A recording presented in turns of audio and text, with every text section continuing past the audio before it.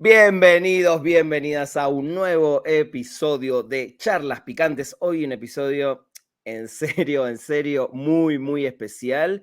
De este lado soy Rana Funk y del otro lado mi queridísimo amigo Saturnino. Querido amigo, ¿cómo estás? Muy bien, Rana. Aquí encantadísimo de estar en este episodio tan especial, episodio número 20, en el cual vamos a hacer algo muy especial, que como veis ahí en el título, 20 momentos clave en la historia, de la banda. Así que bueno, antes que nada, muchas gracias a todo el mundo por estar aquí viéndonos, por estar escuchándonos durante todos estos episodios. 20 ya parece que fue ayer cuando arrancamos con este proyecto. Ya llegamos al 20 y lo que nos queda por delante, que es muchísimo. Así que Increíble. bueno, Rana, explícanos un poquito aquí qué es lo que vamos a hacer hoy. Ok, lo que vamos a hacer es lo siguiente. Obviamente, como saben que a Satur y a mí nos gustan como los números redonditos, y 20, digo, a veces puede sonar a poco, pero para nosotros es un montón. El episodio número 20, lo que decidimos, aparte de hacer estos 20 momentos clave de la historia de la banda, para nosotros, seguramente alguno va a decir, pero faltó tal momento. Puede ser que haya muchísimos momentos más, pero lo decidimos hacer por 20, por el número del episodio. Lo que hicimos fue que a cada episodio de la banda, a cada momento clave, a cada capítulo en la historia de la banda, le pusimos un nombre, ¿eh? Así que vamos a empezar y además lo armamos en orden cronológico para que no sea que un momento creamos que es más importante que el otro. Seguramente algunos sí son más importantes que otros, pero lo armamos de manera cronológica para que no nos pasemos ninguno y vayamos desde el nacimiento, básicamente. Y si me permitís, amigo, yo voy a leer los títulos y arrancás vos hablando de cada uno de estos momentos y vamos a ir, obviamente, de algunos tenemos muchas más cosas que decir que otros, pero el momento número uno de estos 20 se titula El inicio de todo. El inicio de todo, cuando todo surge, cuando todo arranca, ¿qué momento es ese? Pues cuando se conocen en la escuela, en Firefox High School, Anthony, Flea y Hillel, que aunque no formaron la banda nada más conocerse, fue con el tiempo, pero sí que esa amistad que se forjó entre ellos tres, todas sus aventuras, todo lo que vivieron, ¿no? Narrados en las respectivas biografías de Anthony y de Flea, todo eso hizo que al final acabase apareciendo esa formación llamada en un inicio Tony Flow, etcétera, etcétera, no ese nombre tan extenso, pero que de una manera al final acabó llamándose Red Hot Chili Peppers y se acabó convirtiendo en la banda que conocemos hoy en día. Tal cual, Tony Flow and the Miraculous Majestic Masters of Mayhem. Imagínate si se hubieran quedado con ese nombre, jamás nadie en la vida lo hubiera pronunciado, jamás hubiera pasado absolutamente nada, pero qué lindo este momento y claramente es clave porque es el comienzo no solo de esta amistad que durante los años, sobre todo con Flea y Anthony Kiedis, hoy en día sabemos, ¿no? Todo lo que pasó alrededor y estos grandes amigos que al día de hoy siguen juntos, no solo como amigos, sino haciendo música. Empieza esta historia de esta banda, y para mí es un dato fundamental, con complicaciones, con cambios de integrantes, como le pasó después durante toda su carrera. Es una banda en ese sentido muy lastimada, donde durante mucho tiempo hubo cambios de integrantes y no es una banda que en ese sentido nunca pudo consolidarse con la misma formación por siempre, ¿no? Y en el momento donde van a firmar su primer contrato con la EMI o EMI, Jack Irons y Haile Slovak deciden irse a su otro proyecto que también firmaba su primer contrato discográfico. Y uno piensa, evidentemente no tenían absolutamente nada de fe en lo que podía pasar con los Red Hot Chili Peppers de esa época, con la música. Decían, no, mejor vayámonos a algo más seguro. Y la historia dio la vuelta. Y los que entran a la banda justamente son Jack Sherman y Cliff Martínez, lo cual habla de cómo arranca golpeada la carrera y la historia de esta banda, ¿no? Exactamente, exactamente. Una historia que arrancó así con golpe, pero que acabó poco a poco desarrollándose y alcanzando el éxito. Pero bueno, aún no llegamos al éxito porque aún nos quedamos en Falta, el punto. Todavía falta mucho, pero falta un rato. el punto 2 lo hemos titulado El sueño funk. El ¿Y sueño por qué? funk, ¿Por qué, amigo. Rana, el sueño No, funk? totalmente, porque además esta sabemos que es una banda muy influenciada, sobre todo en esos comienzos, por el funk de Parliament Funkadelic. Y hablando de esas dos bandas, ellos contratan, le mandan una carta, le piden a George Clinton, el padre del funk, del padre de estas dos bandas que son fundamentales en el rock psicodélico y funk de los 70s, y pueden y logran grabar con la producción de George Clinton, pero con el gran detalle de que ahora sí vuelve uno de sus integrantes originales, Haile Slovak, a la banda, ¿no? Exactamente, ahí vuelve y graban ese disco, Freaky Style, el segundo disco de la banda, que si bien no fue un éxito comercial porque apenas vendió un poquito más que el primero, pero a título personal para ellos como banda fue todo un lujo, ¿no? El poder haber grabado con el que era uno de sus ídolos, con George Clinton. Y además con músicos de funk reales, ¿no? Como Maceo Parker, músicos Exactamente. que tocaron con James Brown, con Parliament, creo que empezaban a cumplir un sueño y claramente se nota de la diferencia de la producción en un primer disco donde están mucho más atrapados, digamos, por la idea del productor y acá mucho más libres, mucho más sueltos, obviamente con muchos temas también hay de drogas en el medio, pero se ve y se escucha, ¿no? Se ve en esos videos que hay en YouTube, que la gente los puede buscar, si busca Freaky Style Sessions, va a ver cómo la banda se estaba divirtiendo, estaba grabando con otros métodos, y creo que eso se lleva bastante bien al disco. Creo que cuando uno escucha el disco, escucha una banda que está más convencida, más alegre, más suelta, y hasta se escucha mucho más la energía, que quizás en el primer disco no se sintió tanto, ¿no? Exactamente, exactamente. En esos vídeos que comentas se puede ver incluso cómo el productor, ¿no? Como George Clinton se involucra en la grabación y aparece ahí frente a frente a Anthony cantando frente al micrófono.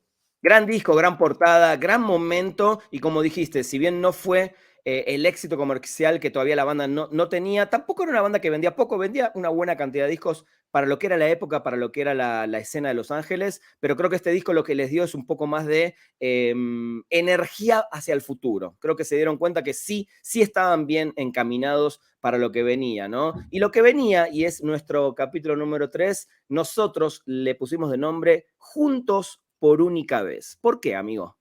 Claro, Juntos por única vez, puesto que fue el tercer disco de A Plymouth for Party Plan, fue el único disco en el que estuvo la formación original. Es decir, como comentó Rana, Hillel Slovak, bueno, que ya había vuelto en el segundo disco, en Freaky Style, pero ahora retomaba también, volvía Jack Irons ahí en la batería, y por fin los 4 miembros originales de la banda grababan un disco, el tercero de la banda. Creo que esto nunca se ha dado en ninguna banda, es un caso muy excepcional que la primera formación no grabe ni el primero ni el segundo, sino el tercer disco, pero Y bueno, único.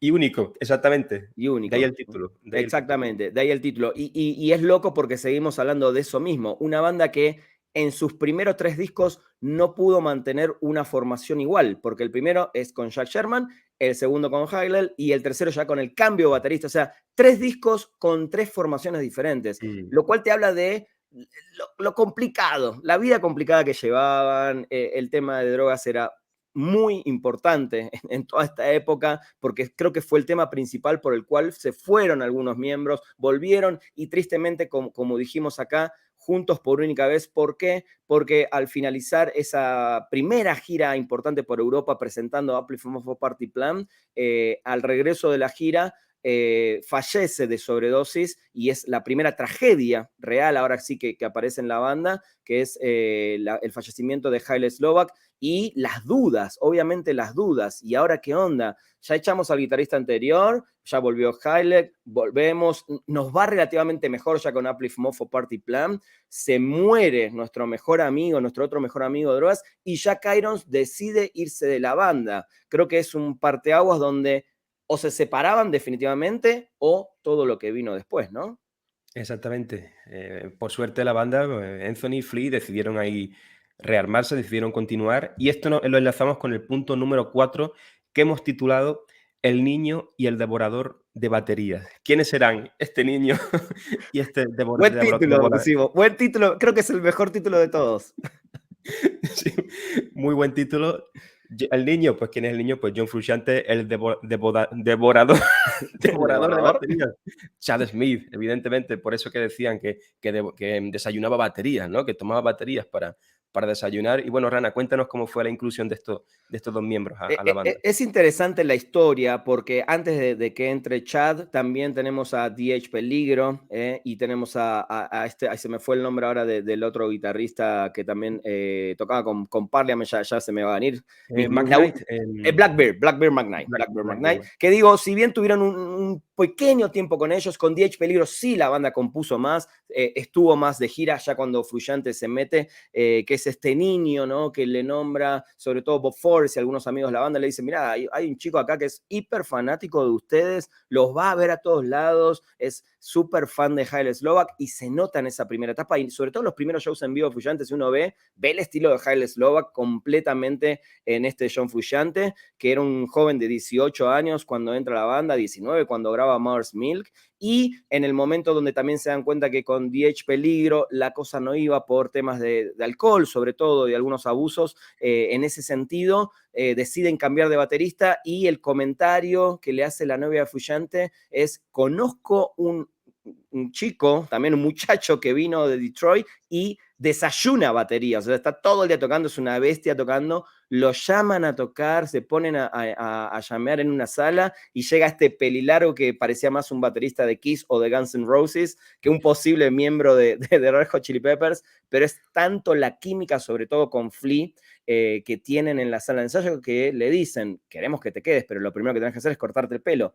Y mirá qué personalidad que muestra, ¿no? Chad, que le dice, no, yo me quedo, pero el pelo no me lo voy a cortar. Ok, ¿no? Y ahí está desde el año 89-90 hasta el día de hoy, siendo un miembro fundamental en mil sentidos, no solo como baterista, sino como representante de la banda, icónico, es ese que sale a hablar con la gente. Pero bueno, eso vino mucho después. Empieza de alguna manera esta banda que hasta el día de hoy coincidimos, sobre todo nosotros y mucha gente, es la formación que más nos gusta de Red Hot Chili Peppers, ¿no? Anthony Kiedis, Flea, John Frusciante y Chad Smith. Exactamente. Supongo que los más escépticos de la época pensarían, bueno, esta gente ha cambiado tantas veces de miembro que a saber cuánto le duran estos dos, pero fíjate cómo son las cosas que acaba convirtiéndose pues, en la formación más emblemática, la que les dio más éxito, y eso lo lanzamos con el punto número 5, el capítulo número 5, que se titula Una nueva e imparable era. ¿Por qué? Porque hay varios factores aquí que entran, como Rick Rubin para producir el que se convertiría en el disco más emblemático de la banda, Blood Sugar Sex Magik, la firma con Warner, ¿no? Ahí con una gran multinacional.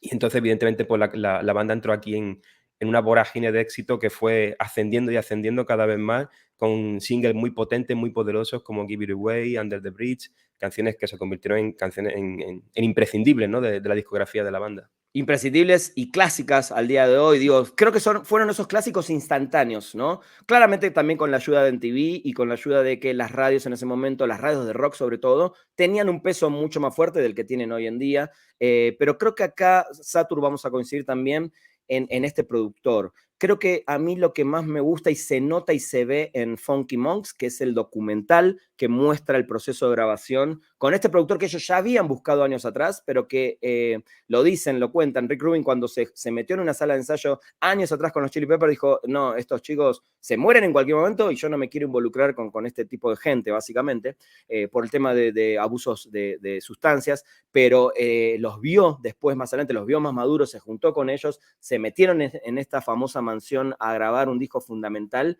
y clave, pero creo que lo más interesante que se ve de Rick Rubin, y esto lo fuimos descubriendo después con el tiempo, es que él no se mete demasiado, sino que intenta sacar lo mejor de los músicos. No es que le dicen, no, cambien por completo esta canción. No, a ver, ¿cómo la mejoramos? ¿Cómo la simplificamos? Y hay una escena puntual que está buenísima en Funky Monks, que es cuando graban Give It Away, y Flea le muestra diferentes tipos de bajos que él quería meter y dice, mantenelo simple, no te compliques la vida.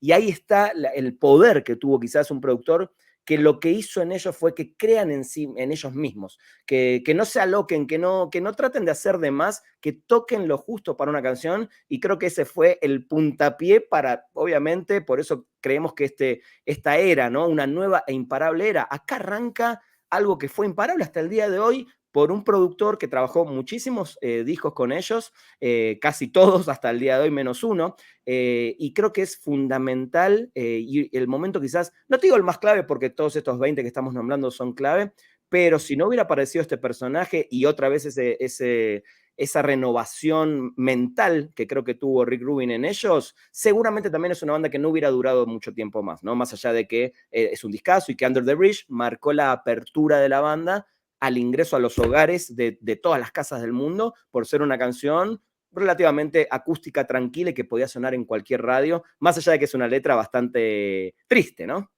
Exactamente, una canción que de no haber sido precisamente por Rick Rubin no tendríamos, puesto que al principio Anthony lo tenía como un poema, sin más, algo que había escrito, pero él animó, venga, cántala, atrévete a otro registro diferente, ¿no? Y es lo que muy bien dijiste, ¿no? Él sabe sacar ahí el potencial que tienen los artistas y sabe guiarlos, más que forzarlos por un camino, él más o menos los va guiando y eso es algo maravilloso. Tal Bueno, cual. punto número 6, capítulo número 6, se titula ¿Estamos jodidos? ¿Estamos jodidos? Otro gran título, ¿no? Otro gran título. Otro gran título. Tal cual. ¿Y con qué tiene que ver esto? Justamente con esa fama que empezaba a aparecer. ¿Por qué? Porque es una banda que de tocar en clubes muy pequeños, de hacer giras pequeñas, con Give It Away y con Under the Bridge, una banda que empieza a explotar a nivel mundial. Los requisitos obviamente ahora eran para tocar en festivales más grandes, en estadios, ante un público mucho mayor. Y hay alguien que evidentemente, que todavía era muy joven, porque uno a veces... perdón, me voy a poner un poco filósofo en este episodio, pero creo que vivimos desde hace mucho tiempo una época de criticar sin conocer, ¿no? De apuntar sin saber lo que le está pasando mentalmente a nivel salud mental justamente. Y Frusciante le pasó eso. No quería fama, no le importaba, no quería más de lo que él daba. Él siempre decía, yo quiero estar en una banda y tocar para 500 personas y divertirnos y pasarla bien. Y la fama le empezó a jugar un papel bastante complicado y las drogas obviamente no lo ayudaban y evidentemente el uso de drogas también tenía que ver con esta salud mental, con esto de querer alejarse de una realidad que él no quería y no soportaba vivir y empezó a boicotear los shows, la realidad es esa, ¿no? Empezó a tocar mal y hay una presentación, no sé si recordás, amigo, fundamental y puntual, que es la del Saturday Night Live, donde empieza a tocar Under the Bridge y toca cualquier nota. Anthony Kiedis no sabía cómo cantar la canción. Obviamente en un momento dijo, bueno, canto como es. Y es quizás una de las presentaciones más horrorosas en la historia de la televisión y era quizás la más importante en ese momento para la banda en la historia, ¿no?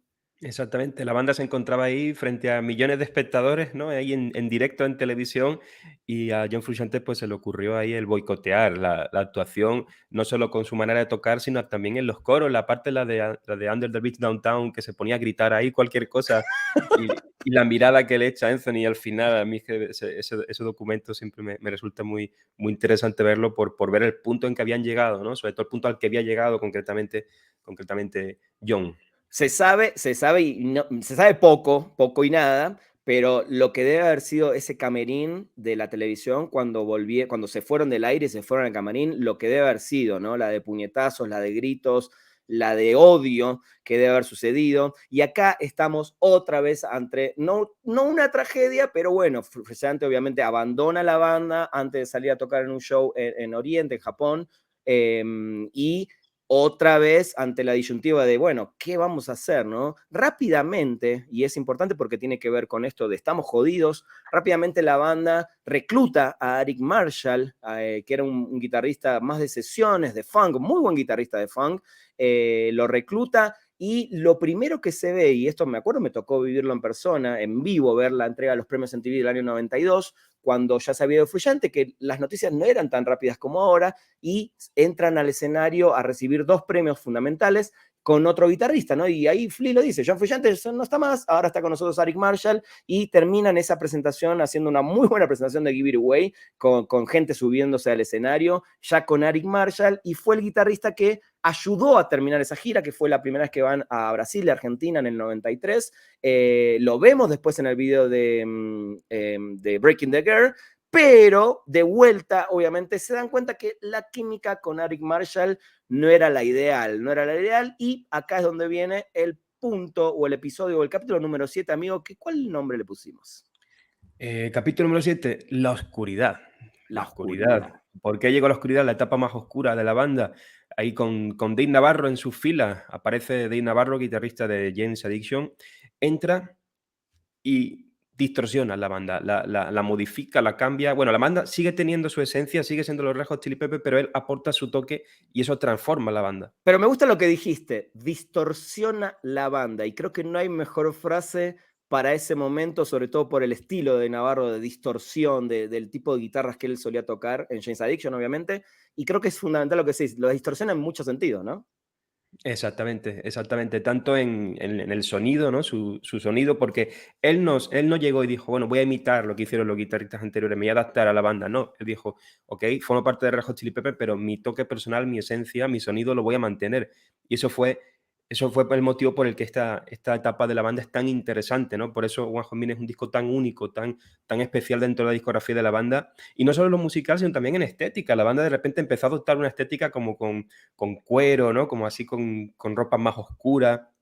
Y la banda realmente, por un lado, entiendo que perdió muchos seguidores, porque de hecho el disco vendió la mitad de lo que había vendido, de lo que vendió Blood Sugar and Magic, pero por otra parte también afianzó un público, incluso ganó un público nuevo que quizá no tenían con la etapa anterior. Estoy muy de acuerdo. Me gustó mucho esa frase de distorsión a la banda. Que la gente que no sabe mucho de la historia, Jane's Addiction es una banda hermana de Red Hot Chili Peppers. Salieron de mediados de los 80 juntos casi. Las dos les estaba yendo bien. Y es muy raro porque cuando Jane's Addiction graba su disco más importante, que es Ritual de lo Habitual, la banda ya estaba separándose, ¿no? Entonces, por eso Dave Navarro deja Jane's Addiction, esa banda se separa y tiene esta puerta en una banda hermana, pero es raro porque él siempre declaró que a él no le gustaban los Red Hot Chili Peppers. Sí los respetaba, sí eran amigos, sí eran su banda paralela en Los Ángeles en el sentido de este rock alternativo nuevo que surgía de esa zona, pero no era fan, por eso le costaba mucho tocar y adaptarse al estilo de Red Hot Chili Peppers, y lo dijo en una declaración también varias veces, ni siquiera estaba acostumbrado al proceso de grabación, no, de ensayo, ¿no? Donde todos aportaban ideas y venía Flea, hacían un jam con el baterista y él le costaba un poco meterse adentro de eso. Y eso se nota en la música de One Hot Minute, que al día de hoy creo que es uno de nuestros discos favoritos y un disco que en su momento la prensa y el público general medio lo mató, y hoy en día, si hacemos una encuesta, seguramente está entre los primeros discos de la mayoría de los fans de esta banda. Por eso fue un momento oscuro, porque además, antes de volver a echar a un guitarrista, en este caso lo echan a Dave Navarro, empieza de vuelta un problema de drogas. No solo Dave Navarro vuelve a las drogas, que él también tuvo muchos problemas durante años, sino que Anthony Kiedis también empieza un proceso de retomar el tema de drogas, y eso fue para mí, aunque no se termina nunca de saber exactamente el por qué lo echan a Navarro, creo que influyó mucho en Anthony Kiedis, y lo que vamos a hablar ahora, que fue una especie de recuperación y de pedido a un viejo amigo, ¿no? Exactamente, mientras toda esta época oscura tenía lugar, John también atravesaba su infierno particular, y se fueron cuadrando las cosas de tal manera que en el momento en el que Dave Navarro fue expulsado de la banda, pues un John que ya se estaba recuperando, que ya había encauzado su vida, pues volvió a entrar en el grupo, y con eso llegamos al capítulo número 8, que no podía tener otro nombre más que Californication. Californication. Si se van a dar cuenta, bueno, no quiero spoilear, pero es el único capítulo que le pusimos el nombre del disco, pero creo que tiene muchísimos motivos para que lo hayamos elegido. Primero porque es el disco más importante, más vendedor y más clave, creo, en la historia de la banda, porque es el que definitivamente, una banda que otra vez parecía que todo indicara que ya se iban a separar. O sea, si se fue Frusciante en esas condiciones, con Navarro no le fue bien, las ventas bajaron, lo terminan echando. Otra prueba más necesitaba la banda, y ahí está, ¿no? Californication, con todo lo que implica ese nombre, esa zona, las historias, las drogas, Hollywood y todo lo que leemos en esas letras, que para mí son quizás de las mejores en la historia de Anthony Kiedis. Otra vez, el primer regreso de John Frusciante es fundamental, y terminan, amigos, sacando un disco que, más allá de los gustos personales, sé que es tu disco favorito y el de muchos, es uno de mis favoritos, y creo que el del general de la gente. Creo que ahora sí esta banda se consolida, porque yo siempre voy a decir que este disco es clave, donde nos muestra todo lo que fue la banda energéticamente, todavía tiene funk, todavía tiene esa furia de los 80s de la banda, y empezamos a escuchar el costadito más comercial, más pop, con Scar Tissue, con Other Side, y con algunas canciones que te das cuenta que es una banda que ya estaba más allá del frenetismo y la locura de Los Ángeles, sino que quería mostrar que tenía mucho más musicalmente que solamente eso, ¿no? Exactamente. En este disco realmente se condensa un poco de todas las épocas de los Chili Peppers, pero también mirando al futuro, como has dicho, ¿no? Mirando a lo que vendría después, a esos Peppers más melódicos. Es un disco maravilloso que, de hecho, aquí, con la vuelta de John, pues de vuelta consiguieron un éxito increíble. De hecho, se acabaría convirtiendo con el paso del tiempo en el disco más vendido de la banda, por encima de Blood Sugar. Un disco que les dio un gran éxito, pero que, a diferencia de en Blood Sugar, donde quizás John no había sabido gestionar ese éxito, aquí ya nos encontramos con un John maduro, con la vida ya más conducida, y que supo, pues, ok, soy John Frusciante, estoy tocando los Red Hot Chili Peppers, tenemos un gran éxito, pero ya no tenía ese impulso de juventud, de renegar de lo que tienes y querer la rebeldía, y decir, no, yo quiero tocar para 500, no quiero tocar para 50.000. No, ya era una banda, 4 personas ya maduras, y que hicieron una gira también muy buena, alcanzando momentos muy concretos y muy simbólicos, como ese Woodstock 99. Tal cual, un concierto impresionante que terminó bastante trágico y bueno, parte de la organización le echa la culpa a los Peppers, claramente no fue culpa de ellos, fue una desorganización completa en una época donde evidentemente la juventud blanca de Estados Unidos estaba en una crisis bastante importante, y eso recomiendo ver dos documentales muy buenos que hay por ahí que llaman Woodstock 99, o lo buscan ahí en HBO y en Netflix, donde se ve, y se ve muy bien, lo que pasa con los Chili Peppers cuando deciden tocar Fire en un momento donde la gente ya estaba prendiendo fuego casi todo, ¿no? Pero bueno, creo que es una época fundamental, y siguiendo en esa época, nuestro capítulo número 9, y vamos a seguir un poquito más con esta parte de los Red Hot Chili Peppers, todavía en la era de Californication, se llama La Plaza Roja. ¿Por qué es importante y clave? En Rusia, y sobre todo hasta estas fechas, mediados de los 90 en adelante, Rusia, que estaba con el tema de la perestroika, no dejaba básicamente entrar nada menos de la cultura de Estados Unidos, ¿no? En una pelea histórica, la Guerra Fría en los 80s y tantos temas políticos, pero cuando esto se abre, cuando cae la perestroika, digamos, y empiezan a ir las bandas, MTV, que estaba en su momento óptimo, y obviamente ya había llegado a Rusia, le propone a la banda hacer un show en la famosa Red Square, la Plaza Roja, ahí donde está el Kremlin, ese lugar famoso de Moscú, y hacen un concierto quizás hasta la fecha uno de los más multitudinarios que le tocó hacer a la banda, y transmitido en vivo a través de la MTV, ¿no? Entonces, esa presentación de Californication llegó a otro nivel, ¿no? Y sobre todo recordando la letra de Around the World, donde habla de la famosa madre Rusia, ¿no? Exactamente, ¿qué le iba a decir a estos tipos que en la época del primer disco de Freaky Style iban a acabar llegando, ¿no?, a finales de los 90, a tocar allí en Rusia, en un lugar tan emblemático, delante de una multitud tan enorme?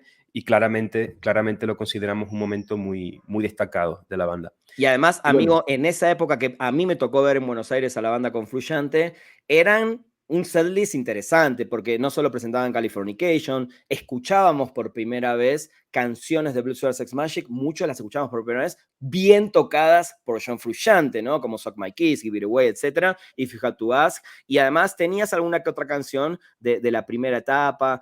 Por eso creo que a mí es una de los momentos de la banda que más me gustaron en vivo, porque mezclaba mucho. Para mí, la parte que más me gustaba, si bien sabemos que ya no tocaban canciones de One Hot Minute, que eso hubiera sido espectacular, pero bueno, creo que la Plaza Roja, y como le pusimos a este episodio, creo que es importante. Y el siguiente, amigo, creo que es uno, no sé si el concierto más visto por todo el mundo de los Red Hot Chili Peppers en su historia.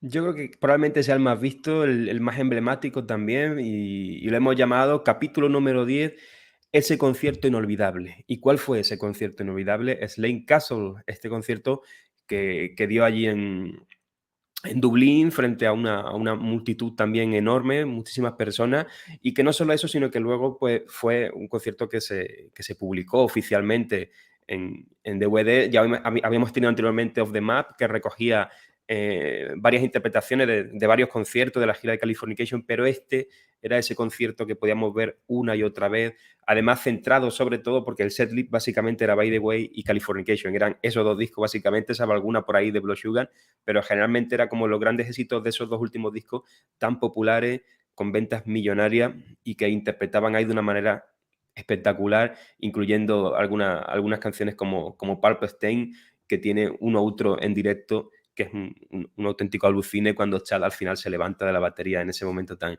épico. Y es que si nos ponemos a comentar momentazos de Perdón, ese pero concierto, se me está poniendo la piel de gallina con lo que estás diciendo porque se me están viniendo todas las imágenes de ese concierto, que quizás no es mi favorito, pero es inolvidable.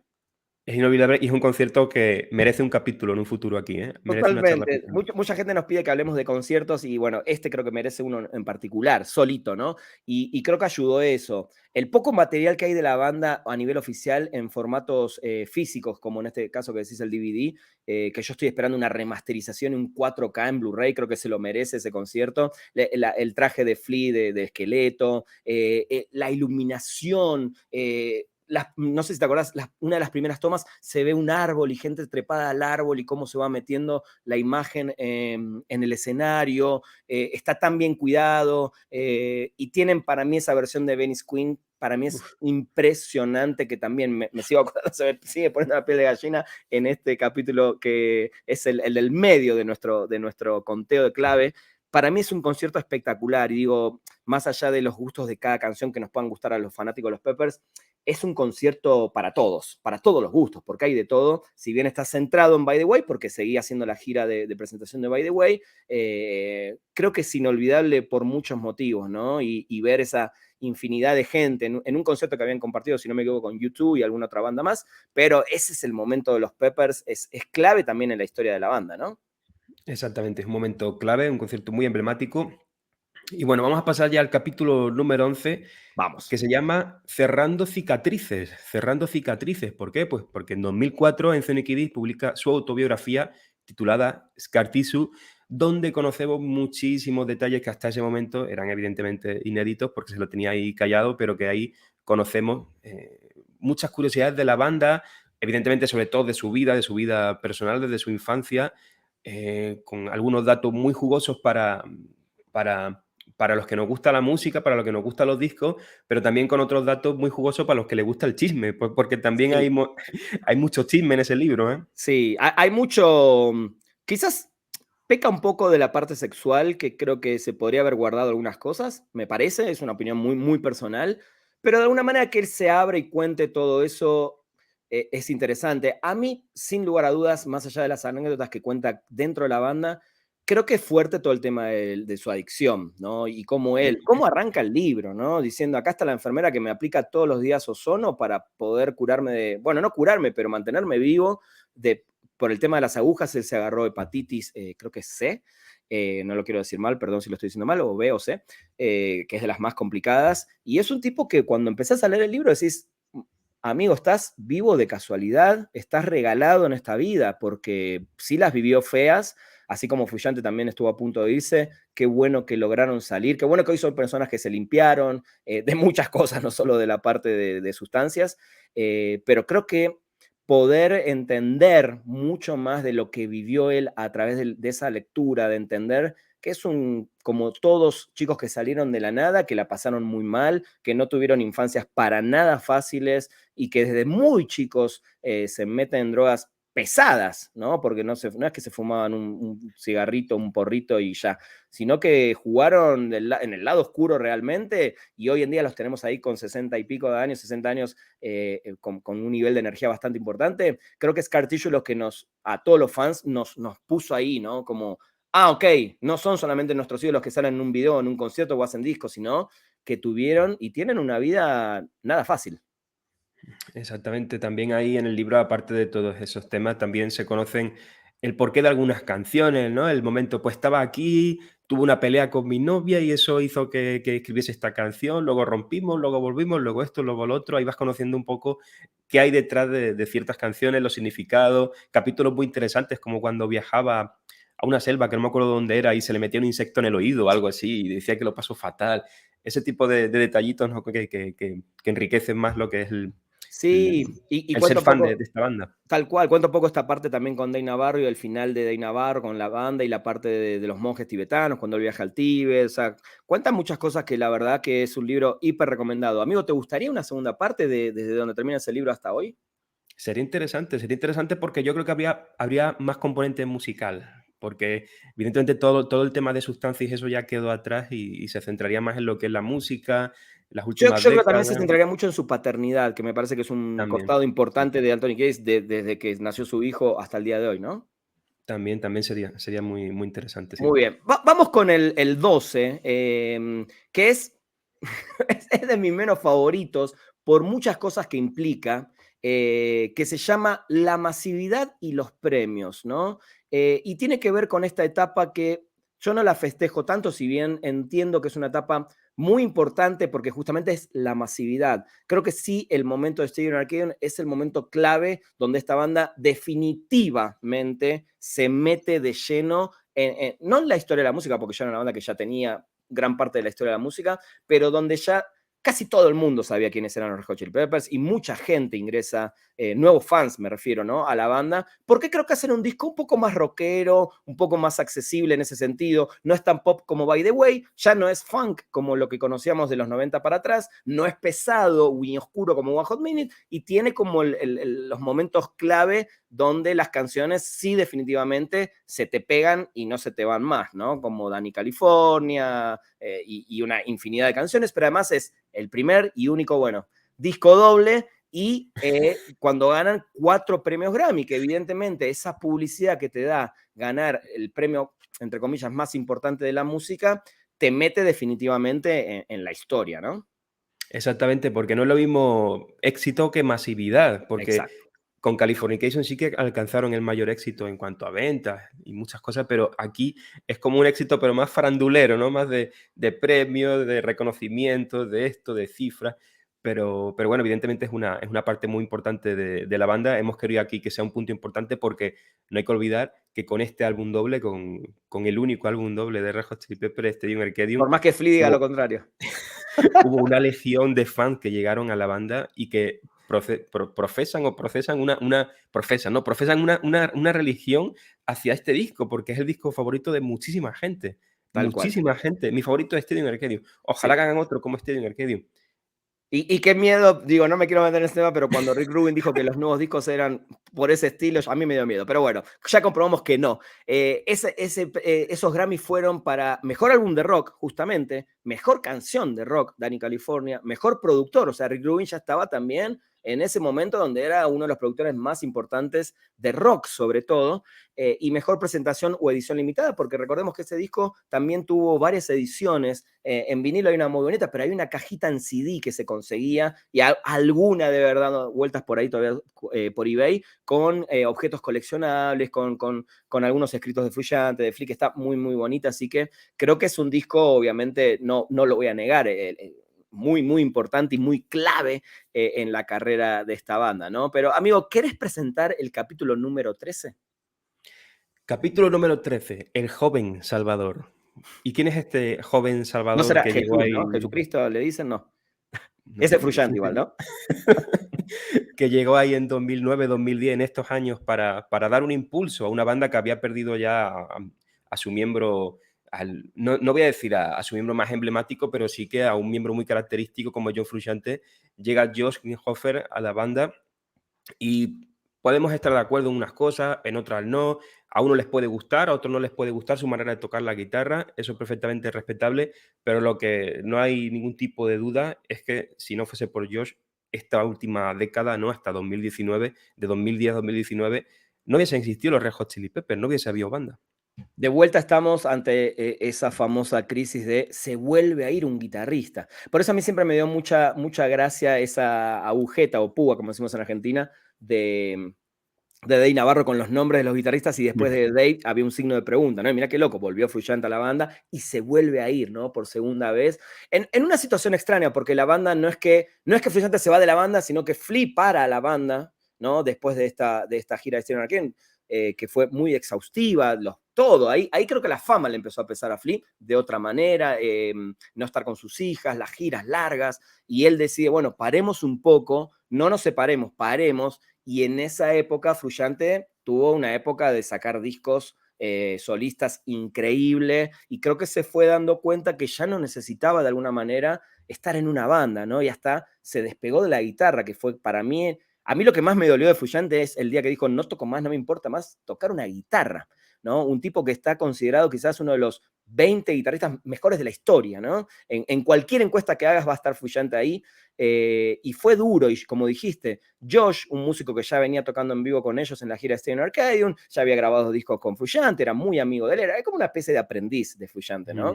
Se queda en la banda, y si bien nos da 2 discos, que ahora vamos a hablar en particular de uno, el primero, Rick Rubin evidentemente no tuvo ninguna empatía con él, ni conexión musical, casi lo tenés ahí porque no puede no haber una guitarra en la banda, pero como que creo que creativamente, lo mismo que sintió Frusciante en su primer disco, Mars Mill, lo debe haber sentido Josh acá, ¿no? Entro en una banda donde no sé si me quieren demasiado, pero es una banda que tiene que continuar porque está en su momento más top de su carrera. Exactamente, venían después de Stadium, después de este momento que hemos dicho, ¿no? De masividad, de máxima fama. Entonces la banda tenía que continuar. Continuaron con Josh. El resultado con I'm With You, aunque en lo personal me gusten algunas canciones mucho, pero es cierto que es un disco un tanto irregular, que no conectó mucho con el público, pero que igualmente la banda continuó hoy adelante. Y eso nos lleva al punto número 14, el lugar que merecen. Al lugar que merecen, perdón. Al lugar que merecen. ¿Cuál es ese lugar al que merecen, Rana? El famoso Salón de la Fama del Rock and Roll, ¿no? Que si bien siempre podemos decir que los premios no marcan, ni estos reconocimientos tienen un peso en su carrera, creo que el peso que tienen es esta cuestión de que para la mayoría de la gente, ver que una banda llega a un lugar así, evidentemente tiene un significado. Claramente como músico me imagino, y se notó en el discurso de Flea, que para mí es lo más hermoso de esa noche, el discurso de Flea, claro que les pega, claro que es algo importante de ser reconocidos en la industria por sus pares, la gente que subió con ellos, la gente que después tocó con ellos. Creo que el Salón de la Fama marcó, por un lado marcó 2 cosas. Una que me pareció bastante fea, que fue no verlo a Jack Sherman, por ejemplo, y sí verlo a Cliff, y sí verlo a Jack Irons, claramente tenían que estar. No verlo a Frusciante, porque Frusciante justamente en esa época no quería saber nada con la banda, ni con la fama de vuelta, ni con nada. No verlo a Di Navarro es triste, aunque sabemos que la historia con él después vuelve a generar una amistad, pero en ese momento la banda lo hizo a un lado, y son parte de ellos, ¿no? Pero creo que el discurso de Flea, cuando saluda, la ve a la mamá, ¿no? Que está ahí adelante y se le caen sus lágrimas, y las palabras que tiene, sobre todo para con Anthony Kiedis, ¿no? Que son esos hermanos, ese yin yang, como bien lo dijo Flea después, que vamos a hablar de su libro. Creo que es un momento clave, amigo. No sé si lo recordás, si lo viste en el momento, y qué fue para vos también como fan ver a tu banda favorita recibiendo este espacio que es icónico en la historia del rock and roll. Exactamente. Yo recuerdo ver esto en su momento y pensar en lo lindo que hubiese sido que estuviesen ahí John y Dave. Eran para mí 2 personas ahí claves que faltaban, pero igualmente me hizo ilusión verlos allí y ver a Josh, que aunque Josh creo recordar que no habló, No ¿no? habló, Josh solo no recibió el premio. recibió el premio, pero me alegró verlo ahí. Ubicadamente, me parece muy bien de su parte, ¿eh? No, creo que él, todavía su granito de arena era ese que dijimos recién, que logró que la banda siga un tiempo más, pero creo que fue muy ubicado en ese momento de, ok, yo estoy acá porque soy parte de la banda, pero creo que la historia no la escribí todavía, ¿no? Claro, porque recordemos que esto fue en 2012, Josh apenas llevaba 1 añito y medio, 2 años en la banda, solo habían publicado I'm With You, entonces se mantuvo ahí en un segundo plano. ¿Y qué ocurrió 2 años después? En 2014, pues ocurrió el que hemos considerado que es el punto número 15, el capítulo número 15, que se titula El evento más visto del mundo. ¿Qué ocurrió? ¿Qué ocurrió, Rana, ese 2 de febrero de 2014? Yo le pondría un paréntesis ahí después del Mundial de Fútbol. Pero bueno, eso es aparte. El tema es que el Mundial de Fútbol dura mucho más que esta noche del Super Bowl, que es un domingo donde muchísima gente, sobre todo en Estados Unidos, están esperando ese momento. ¿Y quiénes esperan más que nada ese momento? Los fans de la música y las marcas que publicitan en el entretiempo. ¿Por qué los fans de la música? Porque ya es famoso de hace muchos años que ese entretiempo sea, obviamente, con un artista importante, representativo. Y si bien la banda principal no eran los Red Hot Chili Peppers, sino que era Bruno Mars invita, o la compañía, o todos dicen, bueno, ok, quizás Bruno Mars tampoco tiene el peso para sostenerlo solito, e invitan a Red Hot Chili Peppers a tocar con él después de que él cante un par de canciones de él. Se salen de abajo del escenario en una presentación que estuvo muy entretenida, muy divertida, pero que fue muy controversial, y que hay 2 cosas para mí importantes. ¿Por qué fue controversial? primero porque obviamente se sabe que esas canciones que tocan ahí están grabadas, hay playback, solamente el único que quizás no hace playback es el cantante, ¿no? ¿Por qué? Porque es un evento televisivo masivo para muchísima gente que nada puede salir mal. Si sale mal ese evento, es como la catástrofe para los organizadores. Y un evento donde tiene tanto dinero encima, no puede salir mal. Y claramente hubo un guiño de los Red Hot Chili Peppers al hacerlo así, que tenían sus instrumentos desenchufados y se notaba que Chad también estaba tocando otra cosa, ¿no? Entonces, hasta lo hicieron a propósito así, pero no fueron estos haters que hay hoy en día en el mundo. Están haciendo playback. Sí, todos hacen playback. Lo que pasa es que, claro, nadie está acostumbrado a ver una banda así haciendo playback como los Red Hot Chili Peppers. Y hubo algo para mí, amigo, que fue clave, que a los días le hacen una entrevista a Dave Navarro, que todavía no estaba amigado con la banda, y él claramente dice, muchachos, todo el mundo hace playback ahí. Y si alguien duda del potencial de músico que tienen los Chili Peppers, están locos. O sea, estos tipos se tocan todo, pero no pueden tocar porque eso está pregrabado, ¿no? Exactamente, exactamente. Esa era la manera de hacer las cosas de esa organización, ¿no? De la Super Bowl y todo esto. Y los Pepe pues llegaron y se adaptaron al show, se adaptaron a lo que había que hacer y lo hicieron. Y bueno, fue algo muy emblemático que recuerdo que causó mucho movimiento, ¿no? De noticias, tanto por el evento en sí, como por la controversia que comentaba. Y que bueno, podemos decir que con esto finaliza como la primera etapa de Josh en la banda.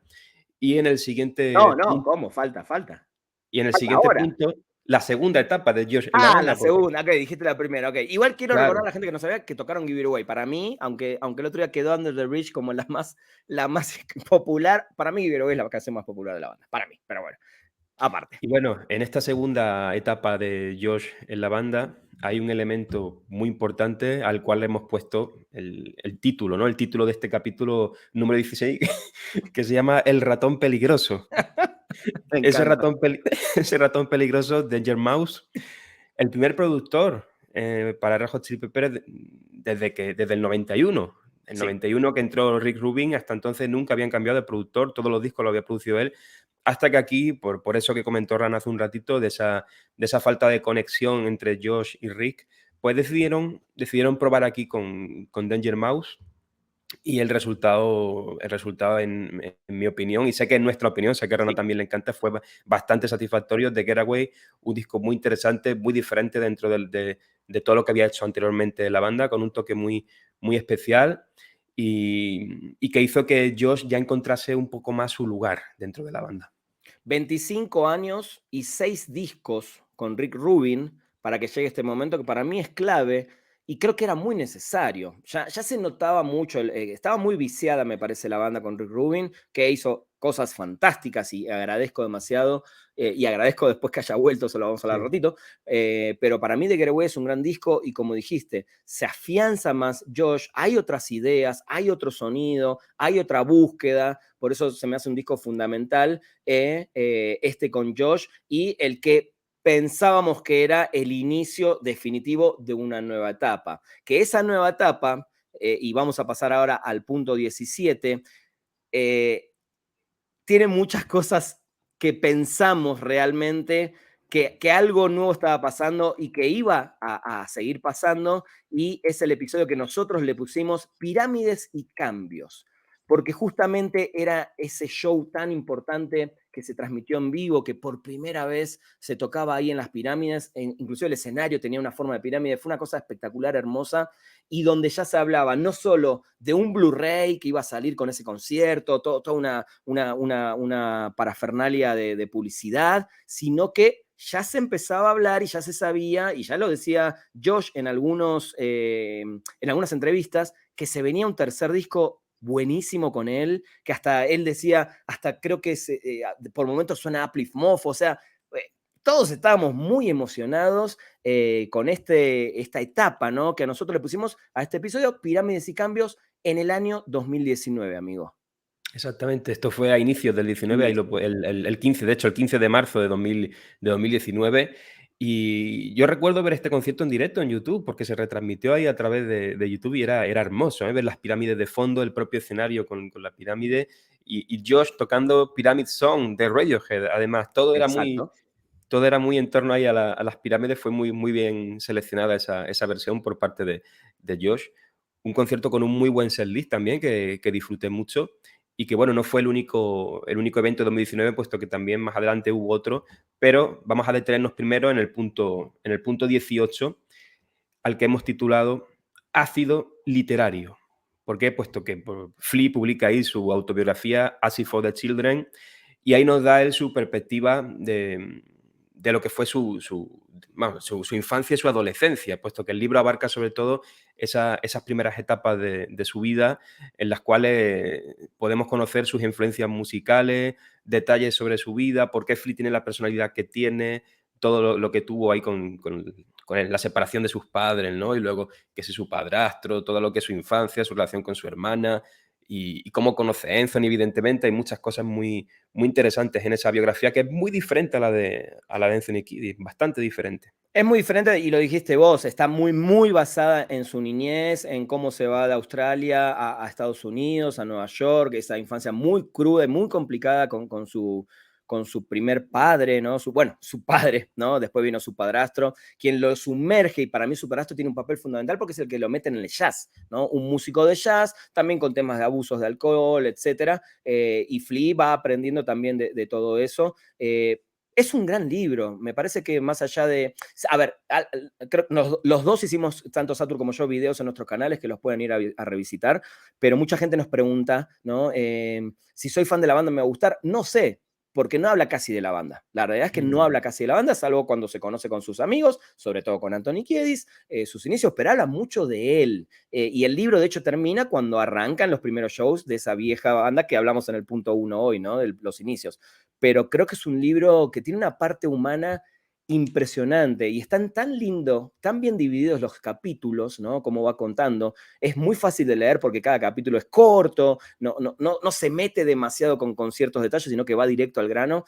Y así como Anthony Kiedis nos abrió como las puertas de su casa para entender sus problemas de abuso, de sustancias, creo que Flea, más allá de algunos abusos, no tantos como Kiedis, nos mete más en su parte humana, y eso es lo que hace que este sea un libro que además fue mucho mejor recibido por el público en general, tuvo muy buenas ventas, y este es otro que también quedó abierto, obviamente, para un segundo libro, porque él termina de contar todo cuando arranca la banda, ¿no? Entonces, creo que es un momento clave, más que nada para más que para la banda, para los fanáticos, ¿no? De Flea y de la banda en la historia. Exactamente, yo lo recomiendo mucho, ¿eh? Yo disfruté muchísimo de su lectura. Y bueno, ya llegamos a los dos últimos puntos, que son los más actuales, evidentemente. Capítulo 19, un mensaje inesperado. ¿Cuál fue ese mensaje inesperado, Rana? Y ese famoso mensaje en Instagram, ¿no? Ese post en Instagram que decía algo así como los Red Hot Chili Peppers anuncian que la partida de nuestro querido guitarrista de los últimos años, de los últimos 10 años, Josh Klinghoffer.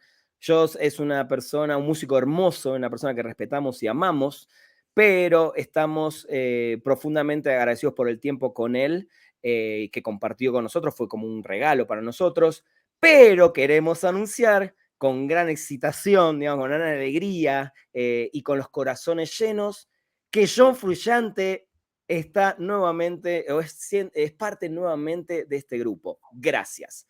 En ese momento todos, pero creo que todos los que vimos eso enseguida y nos mandamos mensaje con todos nuestros amigos, dijimos, le hackearon la cuenta a Red Hot Chili Peppers. O no dijimos eso, amigo. Es lo que yo pensé también, lo que ha pensado todo el mundo. De hecho, yo hasta que no lo puso Flea también no me lo creí, porque yo digo, esto ha sido un hackeo, porque, bueno, normalmente pues las grandes marcas o las grandes bandas o las grandes empresas o todo lo que sea grande y tenga mucho movimiento a veces sufren hackeo y, bueno, en unas horas lo solucionan y ya está. Tal cual. Entonces, bueno, pues algún gracioso ha hackeado a los Pepper y ha puesto esta tontería, ¿no? Que ojalá fuese real, pero bueno, pero al final fue Fue real. real y todos saltamos de alegría. Y también, por otra parte, los que nos gusta también Josh, pues también nos dio cierta lástima que ahí la participación de Josh pues, se acabase, ¿no? Pero evidentemente había más que festejar que de lamentar.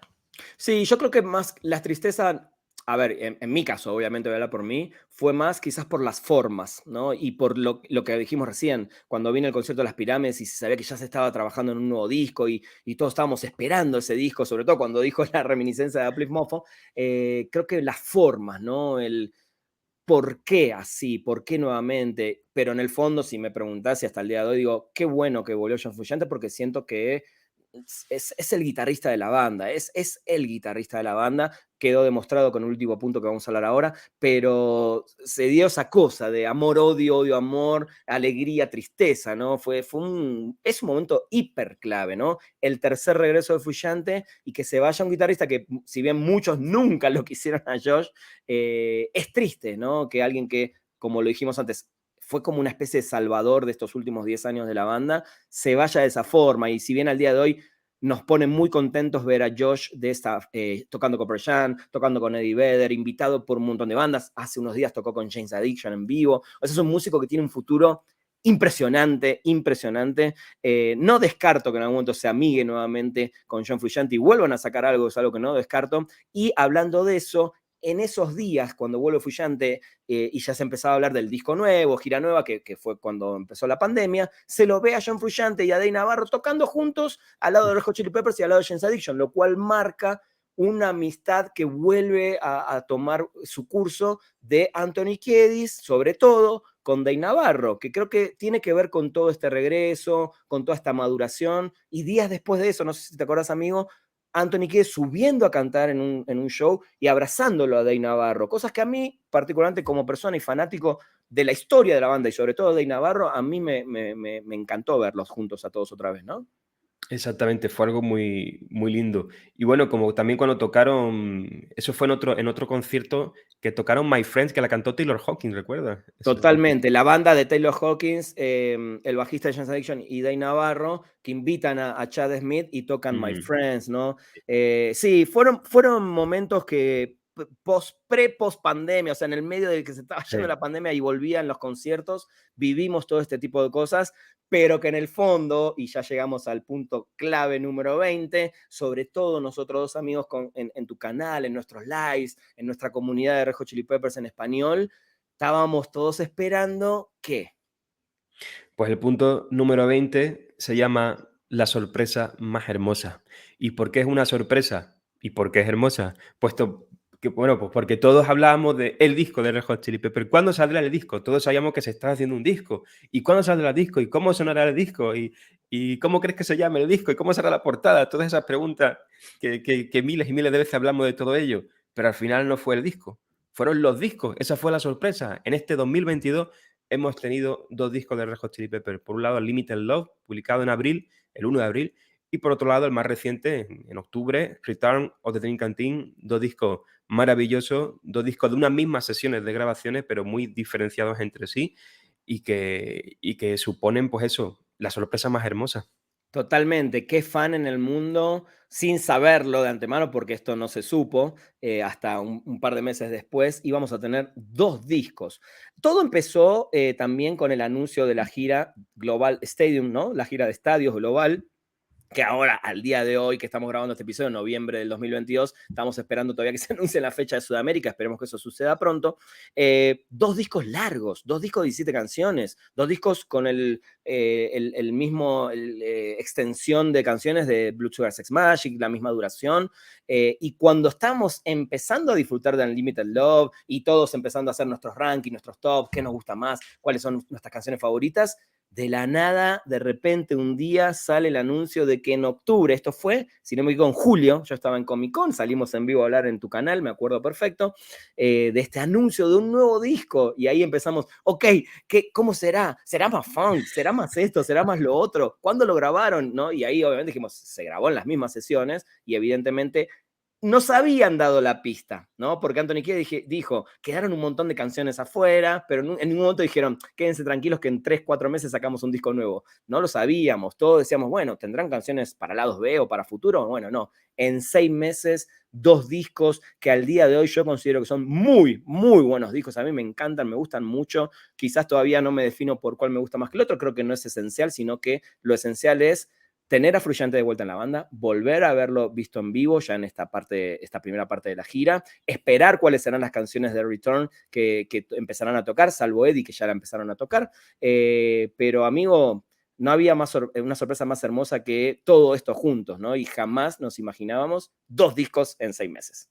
Jamás, eso fue algo totalmente inesperado, todo un regalo, es una sorpresa y un regalo al mismo tiempo tener esto. Y como has dicho, ¿para qué comparar los discos? Mejor disfrutarlos, disfrutar de la música, disfrutar de la banda, disfrutar de lo que nos une, ¿no? Que es la música, la banda, el amor que tenemos por todo esto, hacer estos programas juntos, que nos escuche tanta gente y con tan buenas palabras siempre.